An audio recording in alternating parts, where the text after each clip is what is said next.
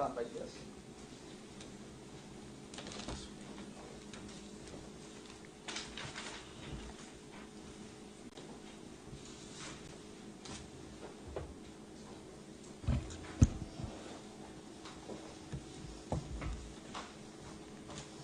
I, Michael Wee, solemnly swear that the evidence I shall give to the court in this case shall be the truth, the whole truth, and nothing but the truth. Yes.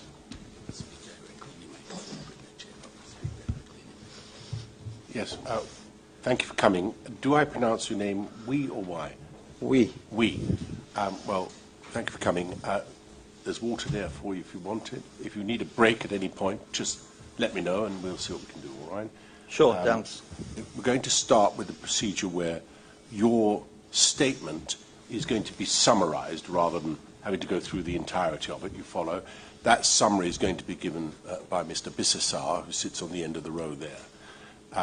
Listen carefully to it. If you disagree with anything, let us know once we get to the end, all right? And then you'll be asked some questions by Mr. Maharaj and other counsel who have an interest. All right? Okay. Thank you, Mr. Bissessar. Thank you, Chair. Mr. Wee, do you recall signing a witness statement dated 16th August 2022? Yes. And the contents of that witness statement, are they true and correct? Yes. I will now summarize your witness statement, which is at WB 1271. While I'm doing so, on the screen, a schematic representation of C-line 36 and the two risers at berths 5 and 6 will be displayed. C-line 36 was out of service as its risers at berths 5 and 6 had clamped leaks. To return C-line 36 to service, the approach undertaken was to first repair C-line 36 between pile bent 80 and berth 5, and that was done in November 2020, and to then repair the section between berths 5 and 6. The scope of works for the works at berths 5 and 6 were prepared by Paria, and then a tender package for the project was submitted to registered vendors of Paria, which included LMCS Limited.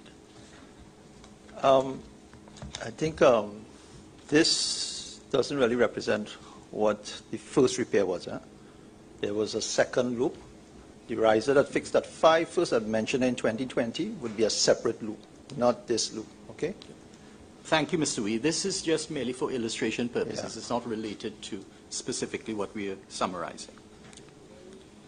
The scope of works for the works at berths 5 and 6 were prepared by Paria, and then a tender package for the project was submitted to registered vendors of Paria, which included LMCS Limited, LMCS for short. LMCS was the only bidder that was technically compliant with all of the requirements for the contract, and Paria's Management Tenders Committee approved the award of the contract for the repairs and refurbishment works at berths 5 and 6 to LMCS, and that was on 27th May 2021. A purchase order was issued, and apart from the terms and conditions contained in the invitation to bid, the works are also governed by Paria's General Conditions of Contract dated 10th May 2021. LMCS had previously successfully completed a similar subsea repair job at berth number 5. Its performance on that job had been assessed by Paria as either very good or excellent in various categories. After this project commenced in June 2021, there was an accident at the offshore services dock resulting in an injury to an LMCS worker. OSHA issued a prohibition notice suspending all works on the sea line number 36. Works resumed in January 2022 after OSHA lifted the prohibition notice upon being satisfied that Paria satisfied the requirements for a safe resumption of works. There was a meeting on 24th February 2022 between Paria and LMCS representatives where the planned schedule of works for Friday 25th February 2022 and the weekend were outlined and discussed. Mr. Wee, yourself, lists the specific tasks which were to be completed and the sequence of the said tasks to be completed from Friday 25th February 2022 up until the completion of the works. Notably, according to you, Mr. Wee, at paragraph 56 of your witness statement, the plugs were not to be removed from within the hyperbaric habitat. Rather, they were to be removed from the top side after the habitat had been removed. Permits to work were issued on 25th February 2022. The main permit to work was PTW 9320 for various maintenance works. Attached to that PTW was a revised method statement dated 4th January 2022 and a job safety analysis dated 10th December 2021. LMCS's method statements, JHAs, risk assessments, and dive plan documents were all reviewed and accepted by Paria. The revised method statement dated 4th January 2022 was subject to Paria's permit to work system. LMCS did not identify drowning, suffocating in the pipeline as credible scenarios in its documents. In its dive plan, it stated that the likelihood of entrapment or entanglement in the pipeline was no. Paria accepted this assessment because no one could enter the pipeline while the mechanical and inflatable plugs, collectively known as the migration barrier, were in place. The configuration of the work area in the pipeline was such that the top of the riser would pass the waist of the divers standing in the chamber, and it was not credible or reasonable to expect that any of the divers would enter the pipeline voluntarily.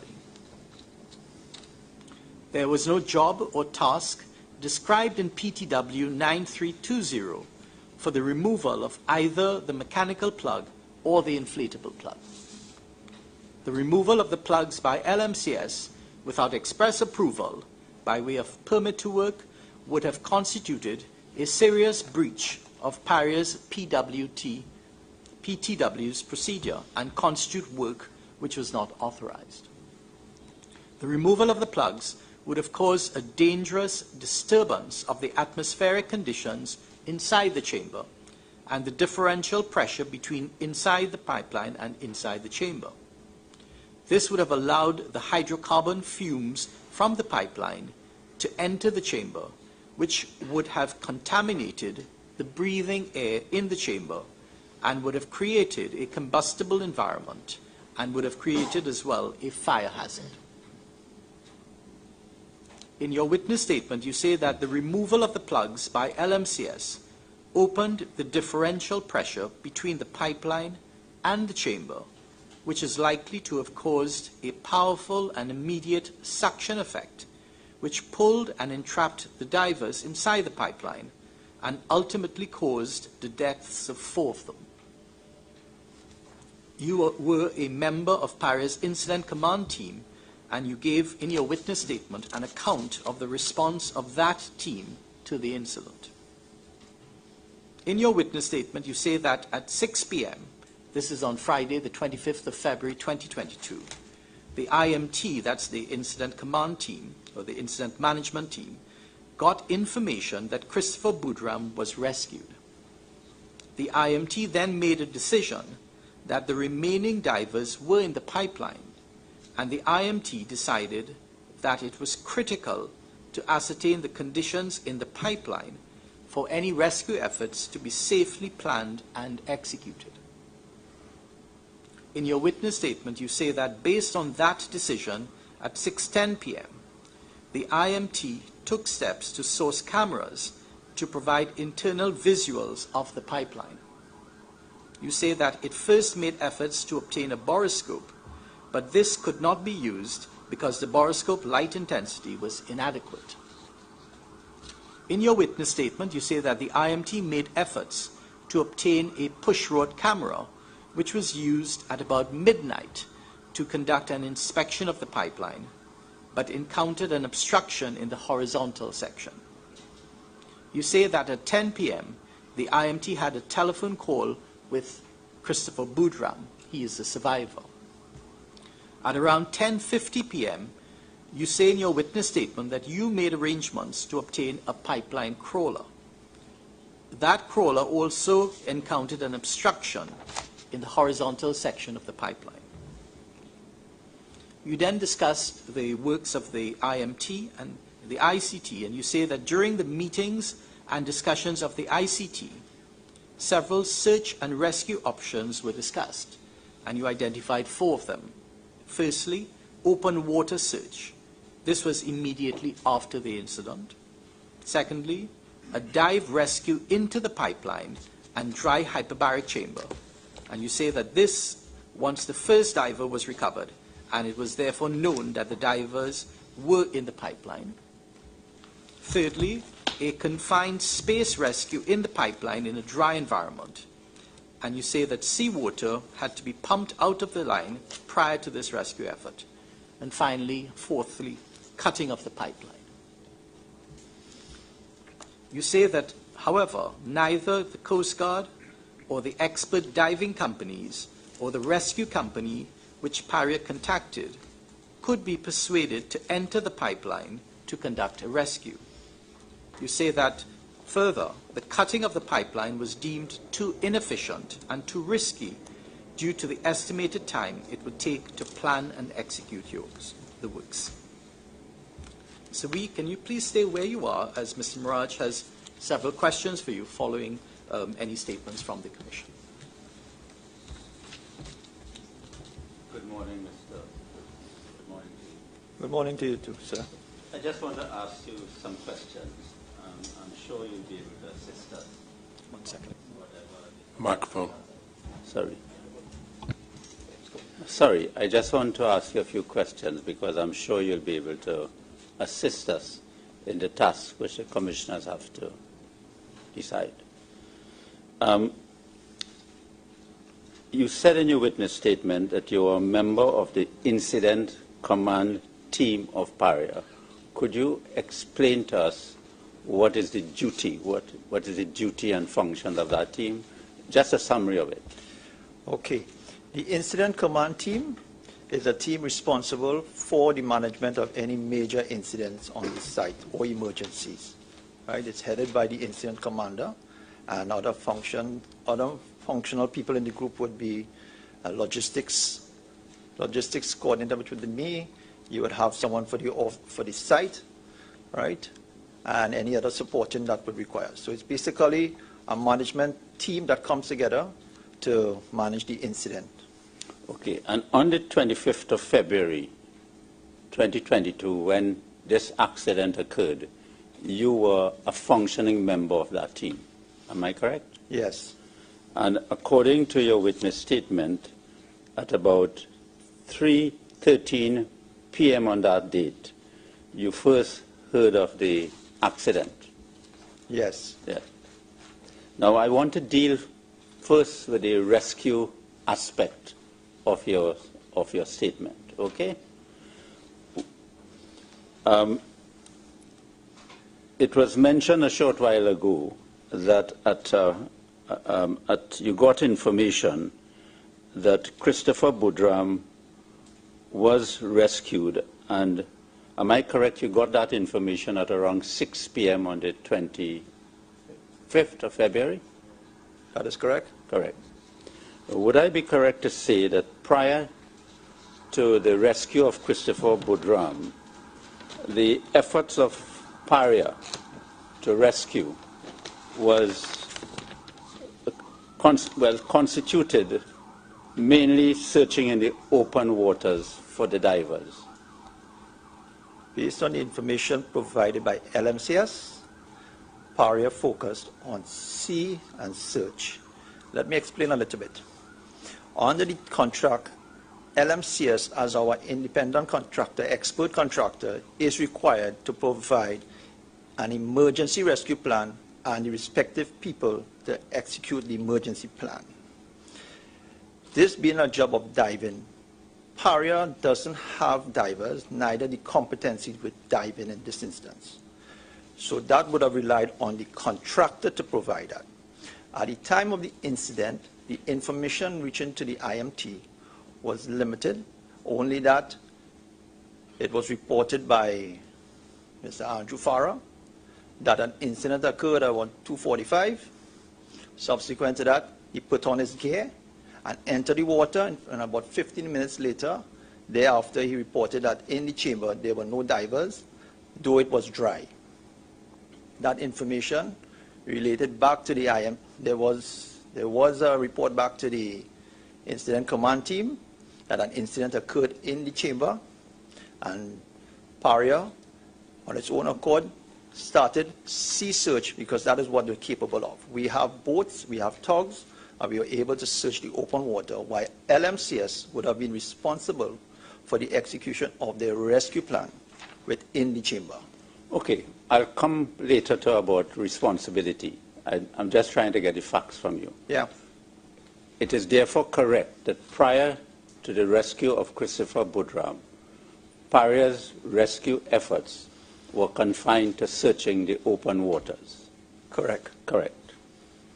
And in fairness to you, contacting some of the agencies like the Coast Guard and the Fire Service. Yes. Correct?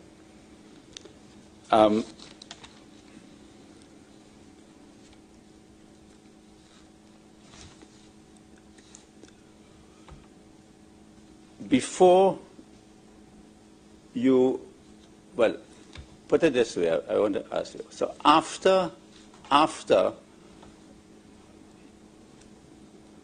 Paria and the incident command team found out that Christopher Boodram was rescued,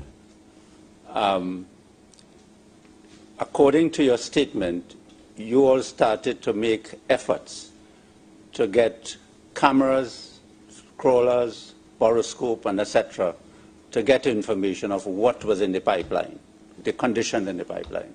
Yes. And according to your statement, you would have known that Christopher Boodram was rescued. He was taken to the San Fernando Hospital, right? Yes. And it was not until about 10 p.m. that the incident command team had a virtual meeting with him. That is correct. Correct. So during the period 6 p.m. to 10 p.m., the efforts that Paria made to assist in rescuing was purely trying to get diving teams to go into the pipeline and getting cameras to see what was in the pipeline. Okay. Primary with respect to the assisting LMCS with a dive rescue, if they had a plan to do that, right? Could you give us an explanation that you are in the incident command team, divers were missing, and you would have got that information at about 3 p.m. Before Christopher Boodram was rescued, you all were doing rescue in the open waters. You knew that at 6 o'clock he was rescued.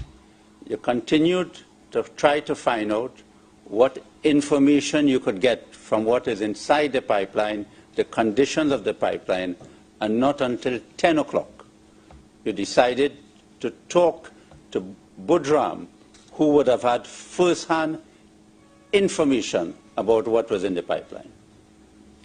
Okay, let's put this in context. At 6 o'clock, Mr. Budram was pulled from the pipeline. Mr. Budram came out from the pipeline in a condition that the first thing you would try to do was to ensure that his life is safe. Had we not done that, Christopher Budram may not have been here today. What we did a quick medical check on the guy, on Mr. Budram. For example, he came up with bodily injuries. He had, I don't know what, oil on his throat. He was fully covered in oil. And the primary responsibility would have to be ensuring that he is properly taken care of before questioning him on every condition inside the pipeline, right? Subsequent to that, he was moved to the hospital. At the hospital, because of the restrictions of COVID, we were unable to get to him, to get information from him. I understand from the IMT members, a call needed to make within the medical fraternity higher up to get information, to at least get a call to him, and that was successful at 10 o'clock. Additionally, at the time to talk to him was limited. The doctor said you wasn't given much time to talk to him. But also, too, what you need to understand, too, is that the information from Budram is not only verbal. When Mr. Budram is pulled out from the chamber, there's also non-verbal information that one can get. For example, he was covered in oil. He had injuries, internal injuries, and both disoriented. Mr. Y, according to the evidence we have so far from the record, did Paria make any effort to have a doctor to meet Mr. Budram when he was rescued? Was a doctor there? I don't know. No. Was a decompression unit available for him to go in when he was rescued? At the scene? At the place of rescue? At the place of rescue, the requirement for any hyperbaric chamber would have been the supply of LMCs. Right? Parias, again, is not in the diving business. Right? But Paria did assist in trying to get a hyperbaric chamber in the event that he required the use of a hyperbaric chamber. So I just wanted to clear from you. You were taking the position, Paria was taking the position, since in your view it was LMC's responsibility, you were not taking steps to have a DMO there? Not at all. Did you take any steps or any action to have Specifically for me, I did not take any actions calling a DMO. Well, you were in the IMT. Correct. Did the IMT take any steps? I would not know. You would not know.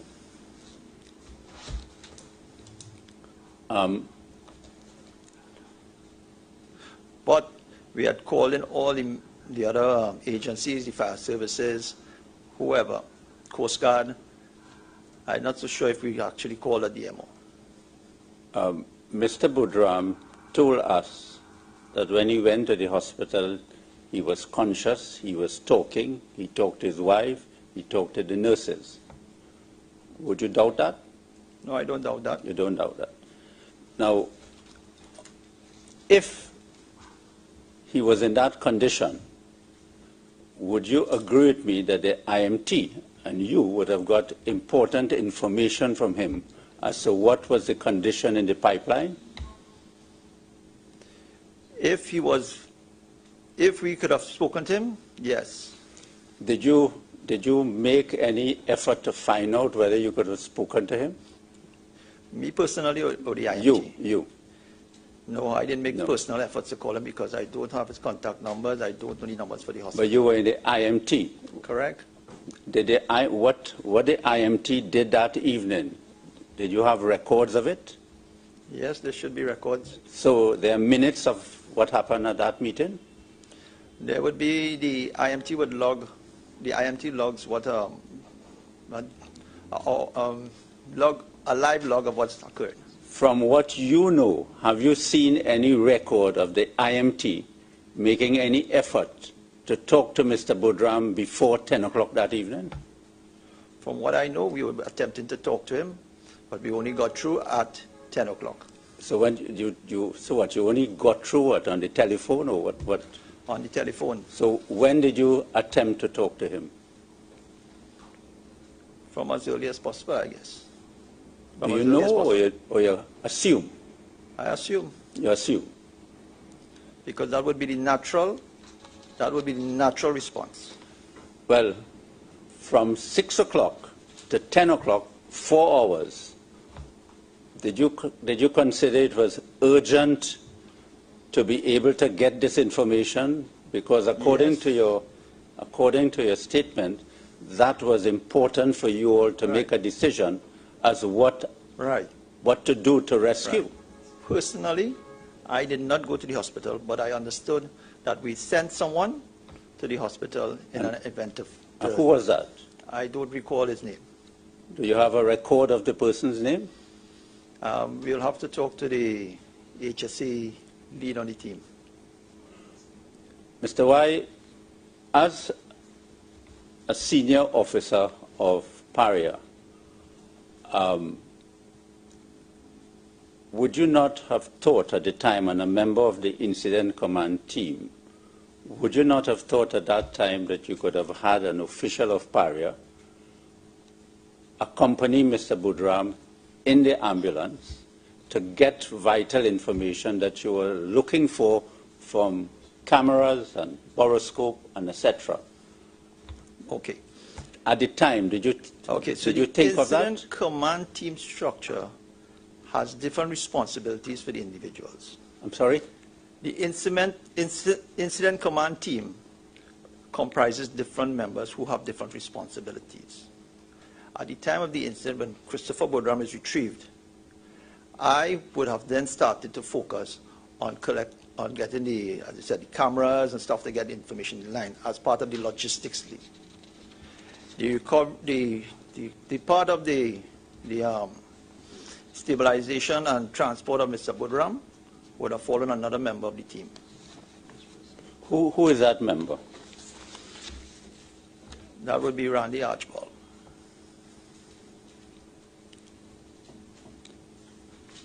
Well, as a member of the incident command team, you're here to help us.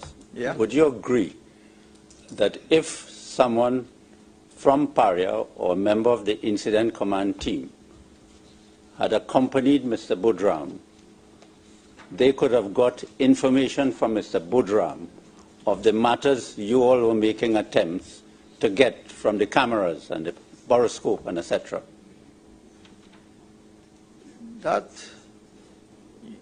No. Mr. Budram, we would not know the condition of Mr. Budram or the information or the condition of Mr. Budram at that time. Right? As I said before, it was trying to stabilize Mr. Budram. Right? Also to visual information from Mr. Budram. The pipeline is dark, full of oil. Mr. Budram would not give any visual information.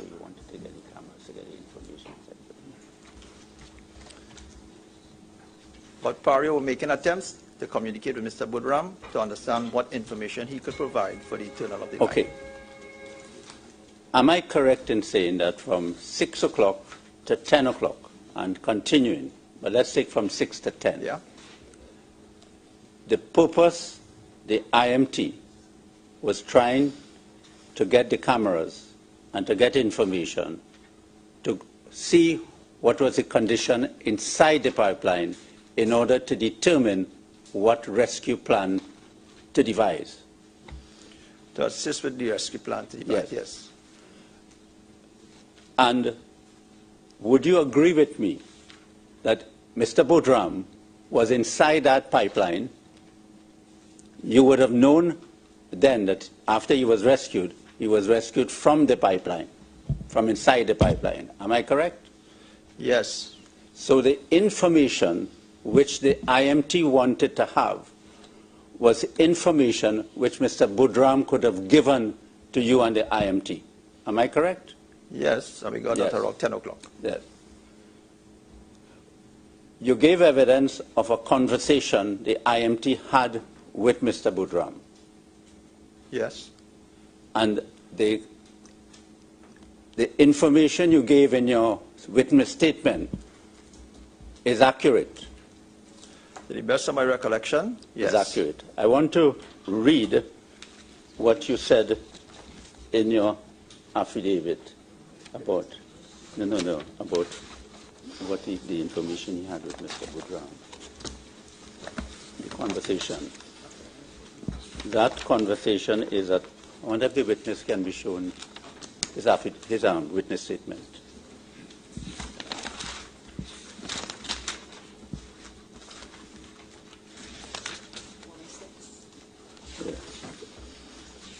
At paragraph 106.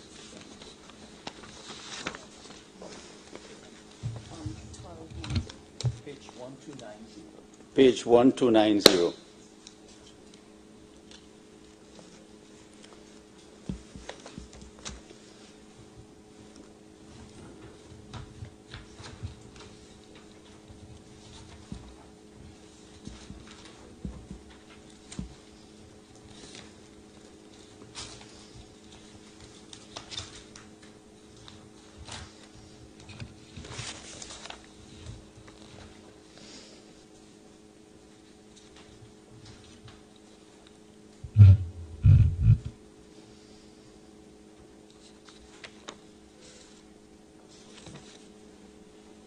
Okay, you found it, Mr. Wade?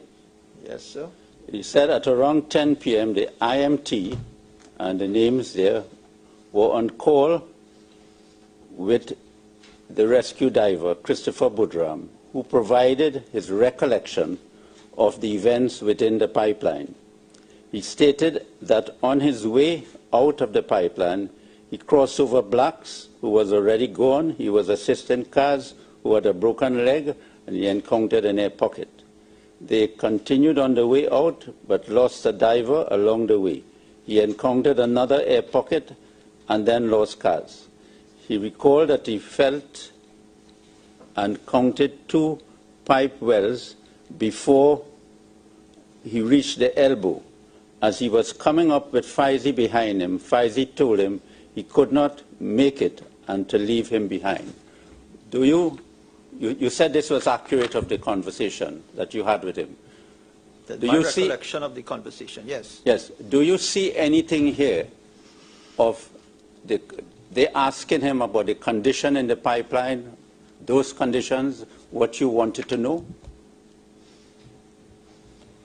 He reported that there was a pocket. Remember I told you that the time was limited, and he wanted to recount with respect to what conditions in the pipeline, the people in the pipeline, and yes, he provided some information on the condition of the line. But you wanted to know about the air pocket? You wanted to know whether there was any obstruction? In other words, you wanted to know, the IMT wanted to know whether someone could have gone into the pipeline to rescue the divers. So you wanted to know what was preventing, if anything was preventing persons to go into the pipeline. This communication was to establish who would have been alive in the pipeline and what else was in the pipeline. The question I'm asking you is that would you agree with me that you could have got information from Mr. Boudram as to whether on his way out of the pipeline there was any obstruction to prevent any diver from going into the pipeline to rescue the men? Repeat the question, please. Would you agree with me that the information you could have got from Mr. Boudram was to find out whether there was any obstruction in the pipeline to prevent any divers from going into the pipeline to rescue the men? I would say no, because I would not know what Boudram would have said or what he would have encountered. But were you interested to find out as a member of the incident command team? Of course, that's why we got in touch with him. But if you were interested to find out, you had Mr. Boudram, who could have given you first-hand information, the best evidence, and you spent hours trying to get cameras to go in to find out what you could have got from Mr. Boudram. Okay, remember I mentioned to you when we finally got through to Mr. Budram, Mr. Budram started to recount the events, the personnel inside, and then we were informed by the person on the other side that he cannot speak much longer. But would you agree with me that you did not take any steps, you or the IMT did not take any steps I disagree with you. to interview Mr. Budram before 10 o'clock? I disagree with you. What steps you took? We said, I earlier said that we had someone from the HSC team. But you cannot tell us who is that person. Did that person report to the IMT? That person reported into the HSC team who would have provided that information. Mr. Y, as a member of the IMT, were you interested in taking steps to rescue Mr. Budram? Of course. According to your statement, it was important for the IMT to make a decision to rescue, to find out what was the condition in the pipeline in order to determine what action it will take. Because according to your statement, Mr. Y, there were several divers that you all contacted for the purpose of going into the pipeline. Am I not correct? Yes. Right. So here it is. You have a man who just came out of the pipeline. He could give you all that information. Right? Why it is that I haven't seen any evidence that Paria or the IMT got someone to go with him to the hospital to get information whilst he was at the hospital to get information. I'm saying all this thing for you to understand my question.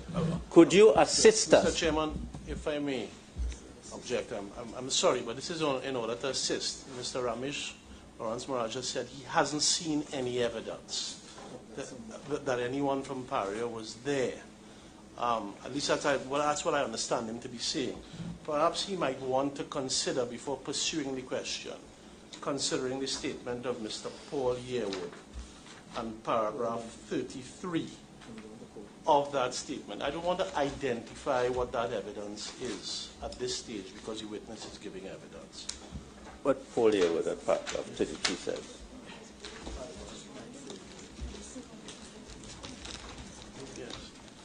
And of course, I understand that with the statements from Kenson are yet to come.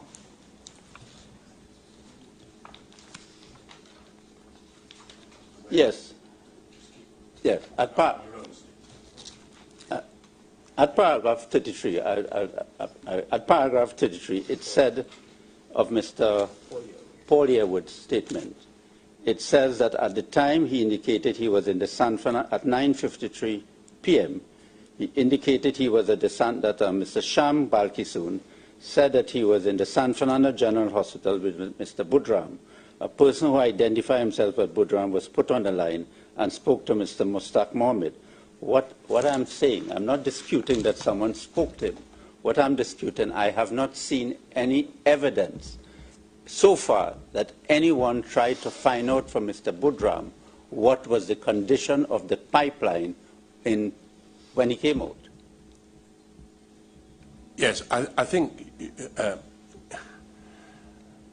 if the purpose of your question is to try and establish what was said as opposed to when it was said, then I think you need to make that clear. Yes. If you're suggesting that there was no effort, as I understand you to be suggesting, there was no effort made to contact Mr. Budram at all for the better part of 4 hours, then I think that's already been answered.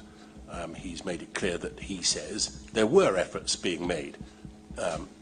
Whether that's borne out, we'll see. But yes. For the moment, that's what his evidence is. Yes. And I think we don't need to pursue that any further. But if you're looking to establish precisely what is said, that is a different matter. Yeah. And I should certainly, for my part, be interested in knowing what it was that he said.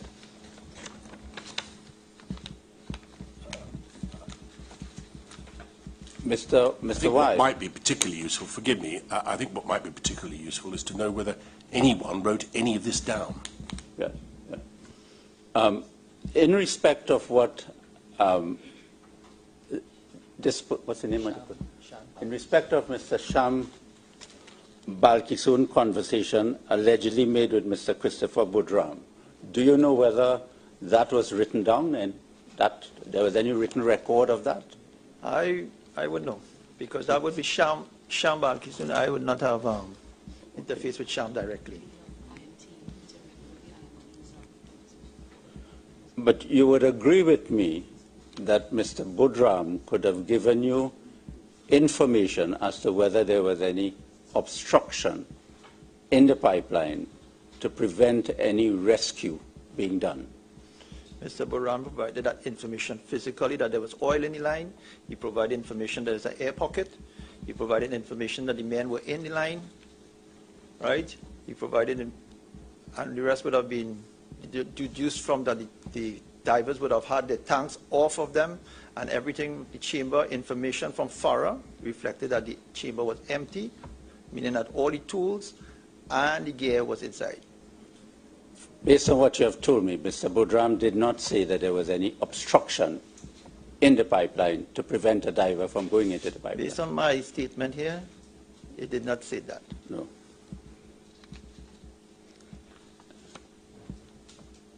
May I ask, just so that I understand it, did you keep a contemporaneous note of what he was telling you? No. Did anyone, as far as you know, keep a contemporaneous note of what he was saying at 10 o'clock? That would have been recorded by the IMT. Well, do you know that that was recorded by the IMT in a separate note? Yes. Does somebody have it? I don't know if it was submitted here. No. Well, let me be clear. I don't claim to have read every single piece of paper in the 20,000 that's been provided. And it may be that someone can enlighten us in due course as to whether there was such a separate note kept or whether it was recorded in the IMT, and I look forward to seeing it if it was. All right? But you, at any rate, did not keep a note. Yes, specific for me, I did not keep a note. And just to that end, did you, when you made your statement, which I think you made on the 16th of August of this year, so many months after the event, did you have the IMT notes with you when you made that statement? At times, forgetting specific time, maybe, yes. And say that again, please. The notes basically would have taken when I needed a specific time. Right. For example, the time Christopher Budram would have been. So you'd have used those notes, such as they might have been, to assist you in recording the sequence of events and the times. Would that be fair? In a way, yes. Thank you. Thank you very much. And in your witness statement, you would have put in your witness statement all the matters you considered important relating to the rescue of Mr. Budram. Yes. Yes. Now, at paragraph 102 of your witness statement,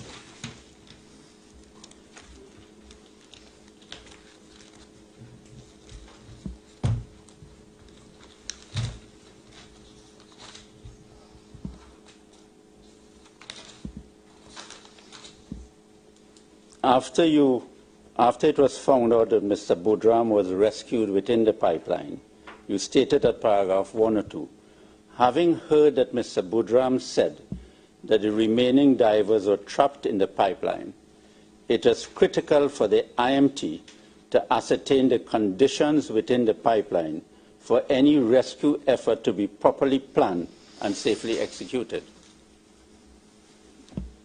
That is correct? Yeah. And then what the IMT did was that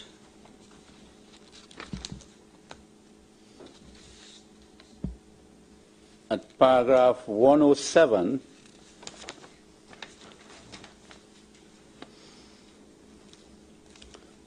at around 10:50 p.m.,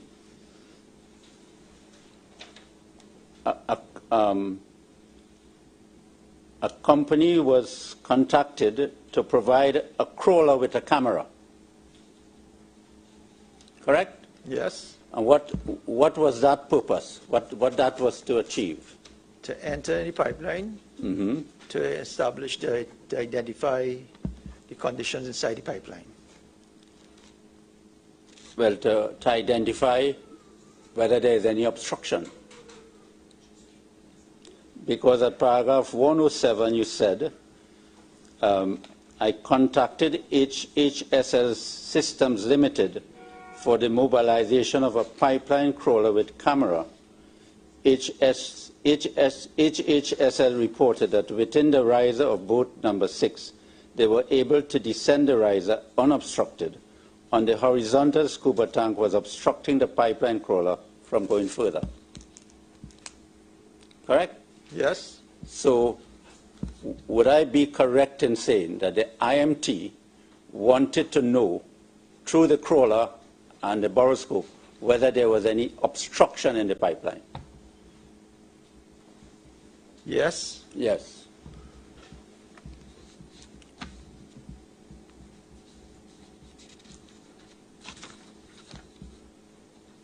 And the attempts were made by the IMT throughout that night until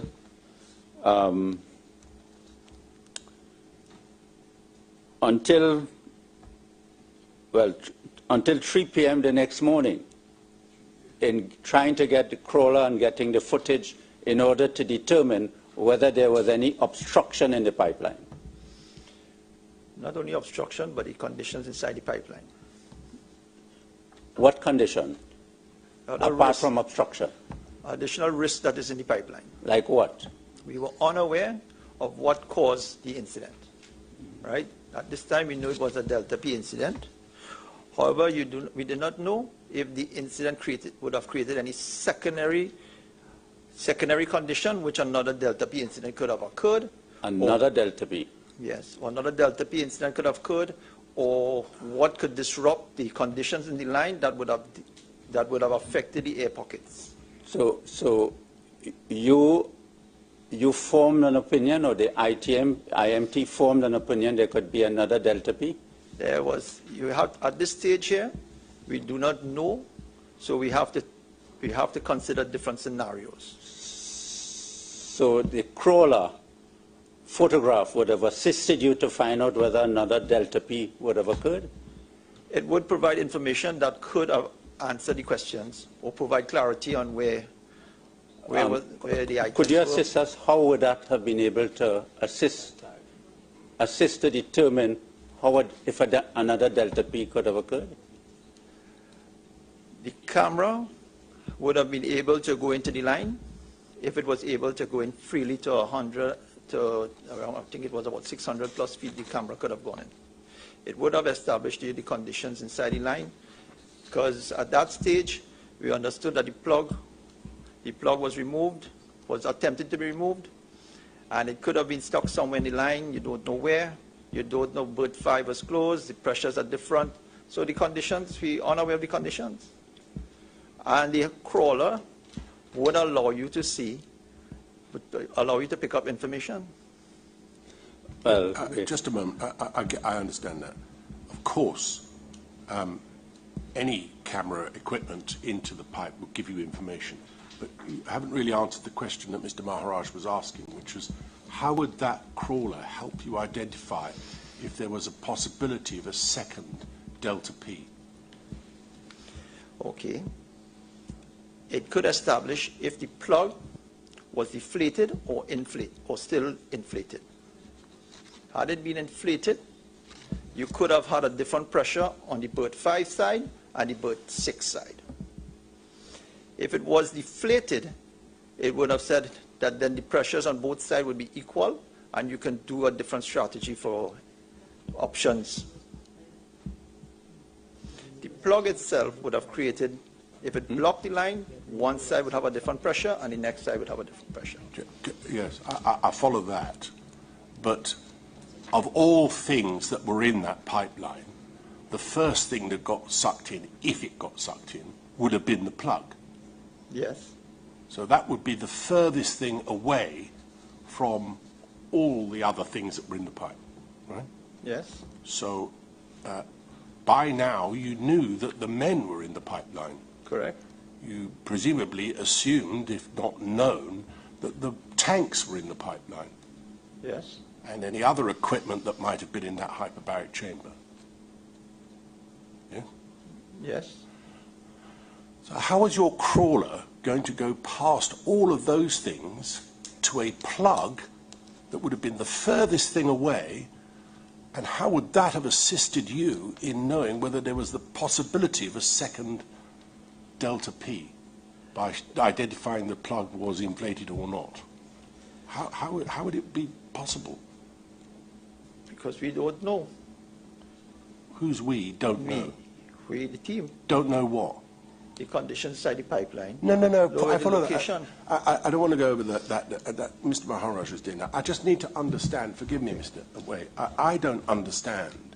The question that was asked of you was whether or not this particular piece of equipment, which I'm assuming has a camera on the end of it, Yeah. is able to identify whether there was a possibility of a secondary delta P. And your answer to that was, well, we would want to look at the plug, whether it was inflated or deflated. I get that. Right. I just don't understand how you could have got to the plug without getting to the people first. And that is why we would have gone from berth 5 late in the night. Why you would have what, sorry? That's why the camera would have come in from berth 5, attempted to go in from berth 5 from the other side to inspect. Is that So what the- happened? The intention was to establish the condition inside the line. You had access from berth 6 and you had access from berth 5. No, I follow that. So when you sent in the camera, this crawler, Right. which end did it go in? It went in on the berth 6 first. Right. Because at that time, that Did it was go- the accessible area. Sorry. At that time, that was the accessible area. Yeah. There came a time, didn't there, when you opened the seal at the other end? Yes. Yeah. Had there been a delta P differential between the pressure one side of that seal and a different pressure at the other side of the seal, if you opened that cap, would that have caused a problem? That could have caused a problem. Yeah, so that was a risk as well.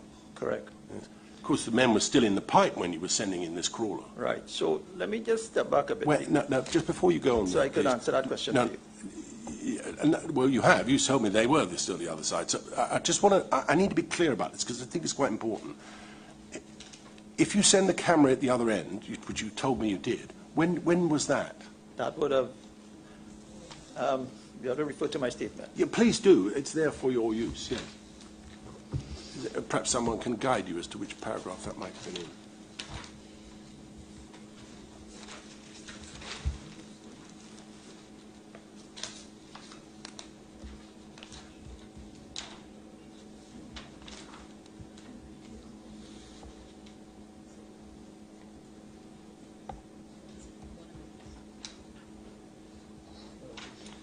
Wa- 108. Yes? HSL was subsequently instructed to relocate the berth 5 riser to conduct a pipeline internal inspection. Right. HSL reported that oil was encountered at the bottom of the riser, which covered the crawler and cameras, so they could not continue. What time was that, please? That would have been somewhere around 5 o'clock in the morning, 5 in the morning. if I recall. Well, I don't want you to guess. If you can't recall now. No, it would have been after the inspection at 6, and then you went on to 5. So it would be somewhere around 5 o'clock 5 o'clock in the morning, on the Saturday. on Saturday morning. Yeah. All right, yes.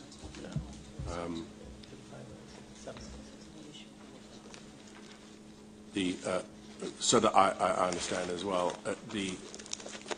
when that was done, and the crawler sent in, what you came across was oil. Correct. And couldn't see At the anything. bottom of the pipe. Yes, and couldn't see anything. Correct. And so that was abandoned, presumably.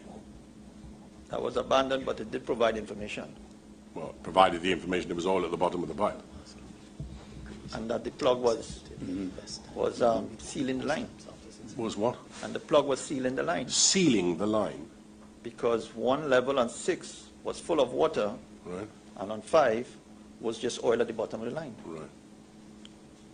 Okay, thank you very much.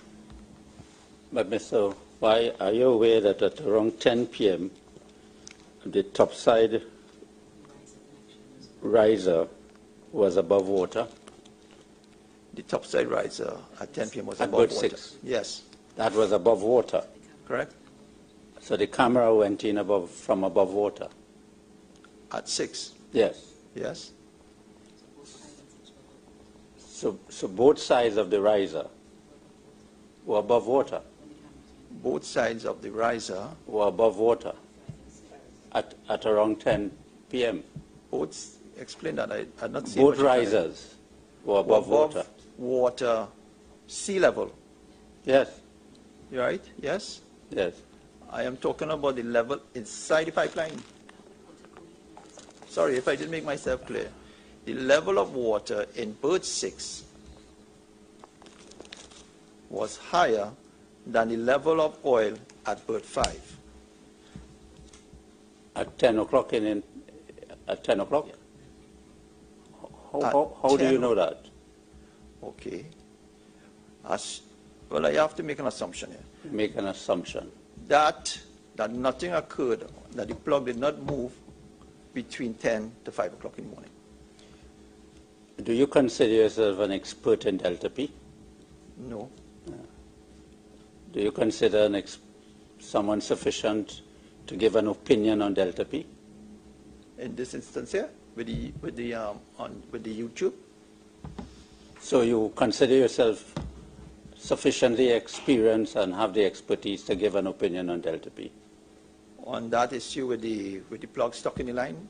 Yeah. All right. Let's go on. So at some time during the evening of the 25th of February, right, you ascertained that there was an obstruction with a tank inside the pipeline. Yes. And were you... No. At what time? I'm asking you. At some time. At some time in the night, we sent the camera down. Yes. And the camera was obstructed from going further into the line by a tank. super tank. Right. Obstructed by a tank? The camera was obstructed by the tank. By a tank. And it wasn't able to move the tank to going further. Okay. Were you interested then to find out whether, notwithstanding that obstruction, a diver could have gone into the tank? Could have gone into the pipeline to effect a rescue? Okay. For a diver to enter the rescue, a proper risk assessment should be conducted before you send someone into the line. Meaning that you need to know the conditions inside the line, you need to know if there's obstructions, if there's hazards, what hazards are in the line.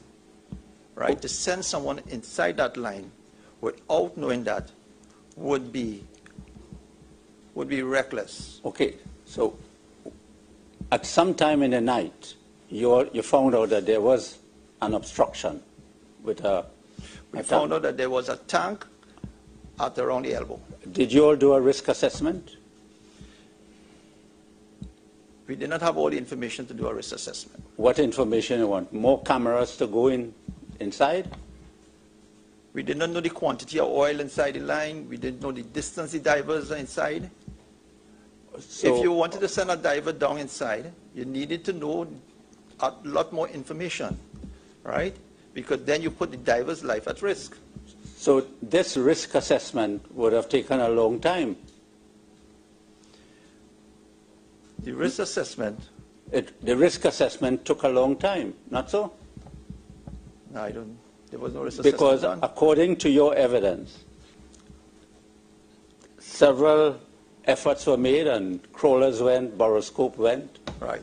And, at the end of the risk assessment... Let's step it back a bit, because you're going away ahead and you're carrying the conversation away from what really happened. At the time of the incident, LMCs were responsible for executing the emergency rescue plan. They had lost their standby divers and had no one to rescue anybody. Paria is assisting because Paria is not equipped with rescue equipment for diving. So with respect to the supply of boats and barges and calling around for expert advice, stuff like that, Paria is assisting that. So that LMCS can make a proper call with respect to not putting people's life at risk on retrieval of anybody. Putting someone inside that line without knowing the conditions in the line is wanton recklessness. So according to you, tell me, according to you then, that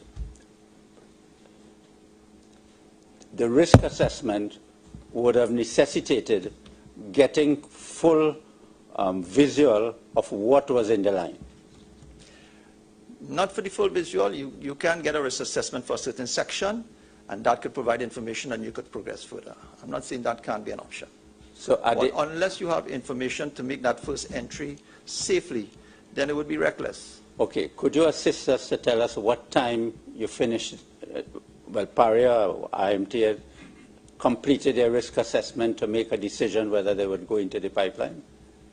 At that time, LMCS were the ones responsible for coming up with the risk assessment. We will deal with responsibility at some other time. What I'm asking you, Paria was making efforts with diving teams to explore the option of diving into the line. And according to your statement, they were making efforts to have a rescue attempted. Am I correct? Correct. So all that I'm asking you, what time Paria made a risk assessment that they could not go into the pipeline?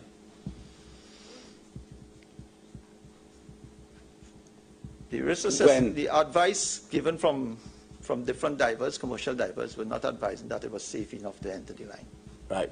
So, well, I'm sorry, that's not an answer. I'm sorry, that's not an answer to the question. It is important, isn't it? Did you ever make an assessment of risk that it was too risky to enter into the pipeline? Okay. The advice given by the people that we spoke to, the expert divers, advised that it was too risky to enter the line. Right. So is that a yes then? So the first, is that a yes? So the first, yes, that's yes. The first part of this assessment was advice from experts. So you adopted what the diving team told, the various diving teams told you? We were guided by that. You were guided by that. And around what day and what time that was made, that decision was made? Decision not to send a diver into the pipeline to do the rescue.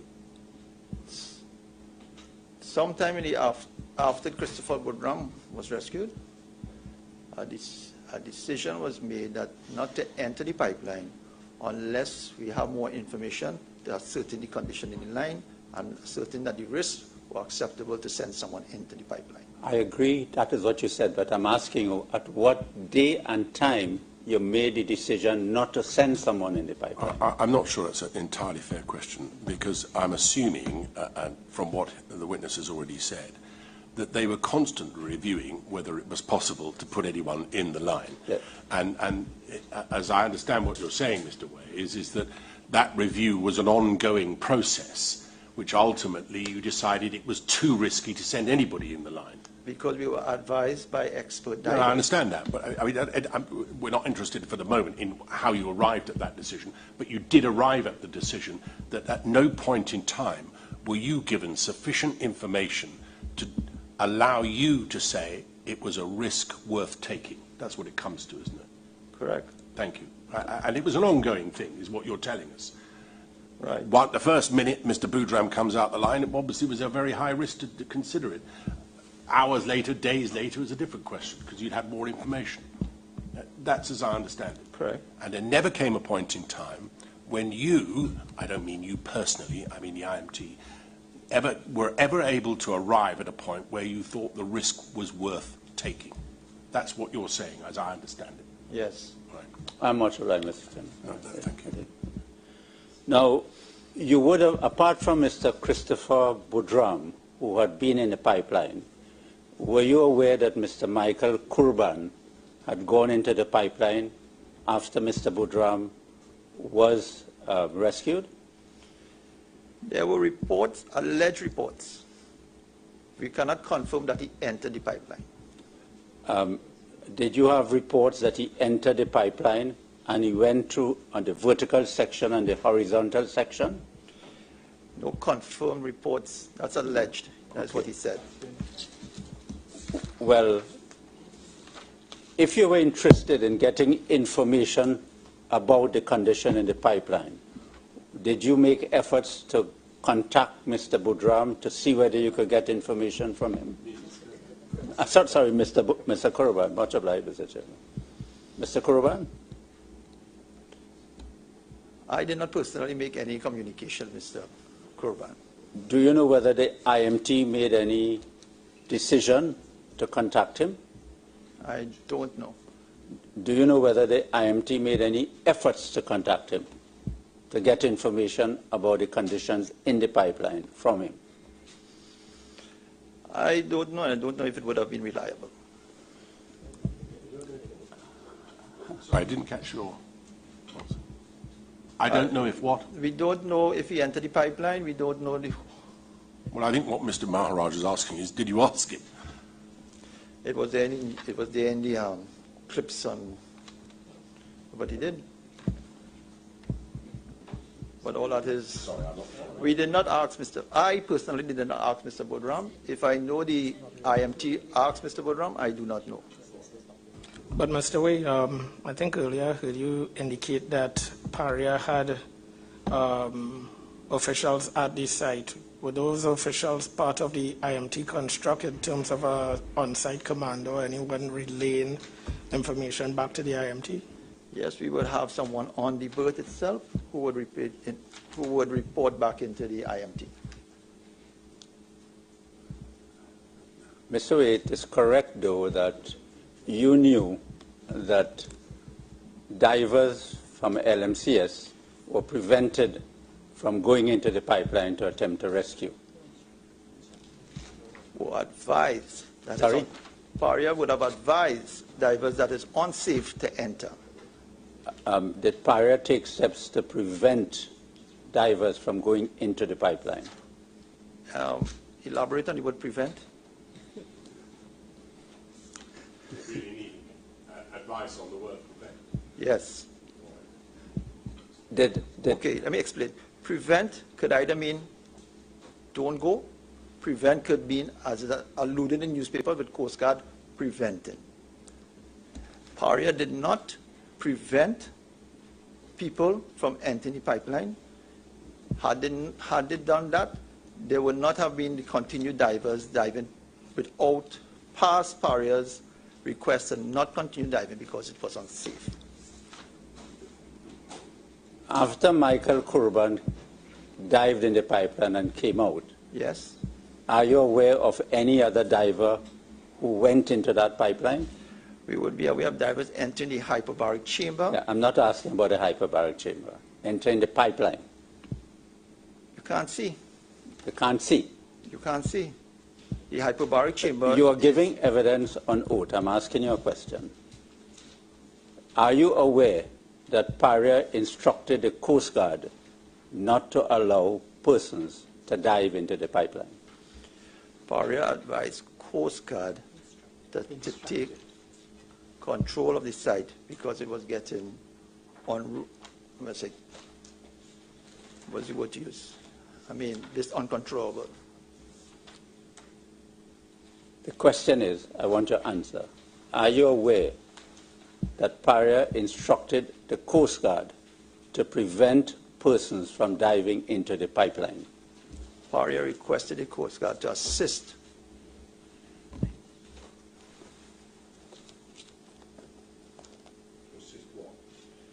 to assist people from not entering the pipeline, but not prevent them. A little bit semantic, isn't it? No.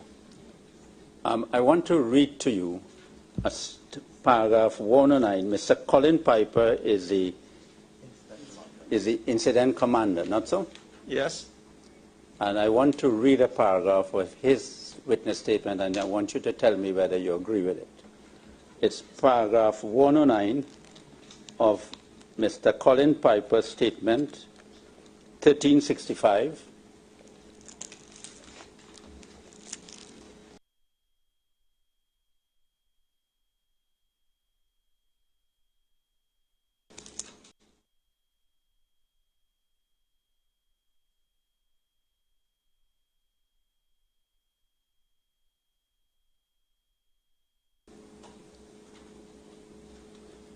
After discussions between myself and the general manager about apparently volatile situation developing at the scene, he and I agreed that the TTCJ should take control of the site, safeguard Paria-Lmcs personnel, and take control of the ongoing rescue operations.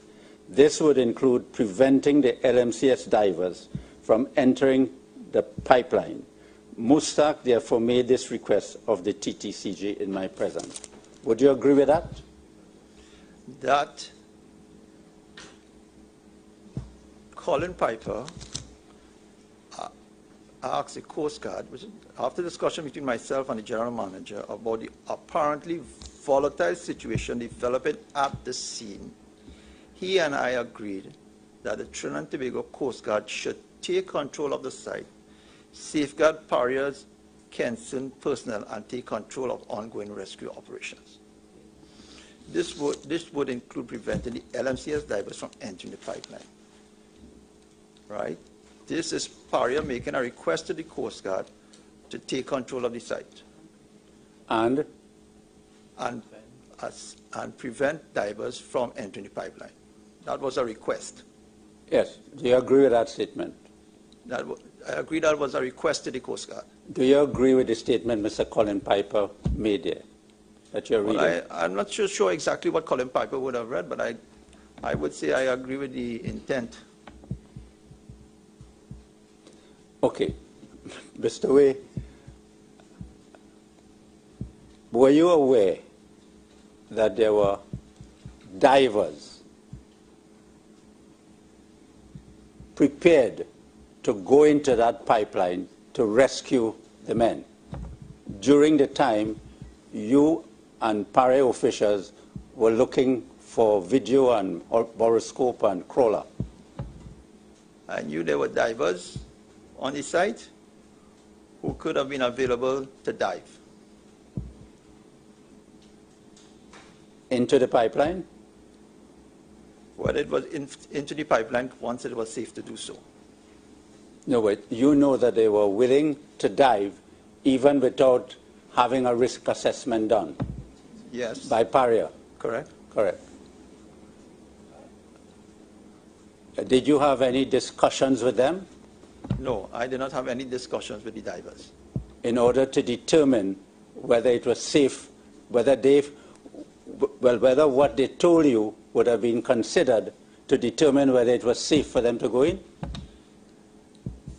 Neither did they communicate to the IMT. I'm sorry? Neither did they communicate to the IMT. Oh, they didn't communicate with the IMT.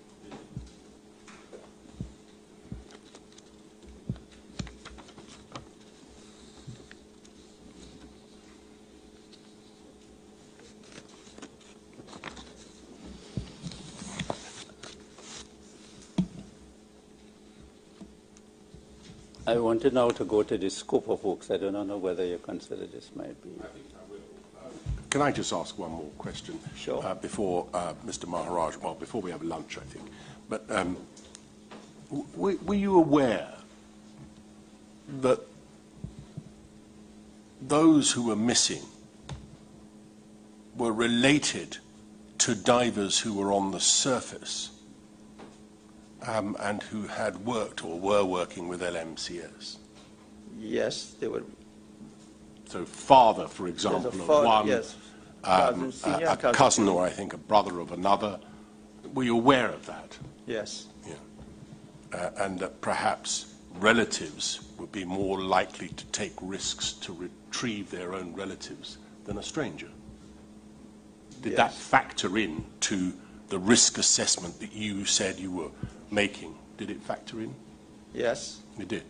All right. Well, Thank you very much. I think what we'll do is we'll take an early lunch today, come back at, shall we say, 10 to 2, with a view to dealing with the first part of this. Thank you very much indeed. Now, can I say this? I would like to try every which way we can to ensure that Mr. Wade does not have to return at some stage on the 5th of December. It would be unfair on him, and I think we should do whatever we need to do. If that means sitting on, we will sit on until we've concluded your evidence, Mr. Wade, so that you can go and not have to worry about not discussing it with others and so on, all right? Especially as we've got such a long break between now and when we sit again, all right? So, it may mean that you'll sit longer than you might have been told that it was going to finish at 3:30. It might be a bit longer, but I think everyone would be happier if we got it all done with today.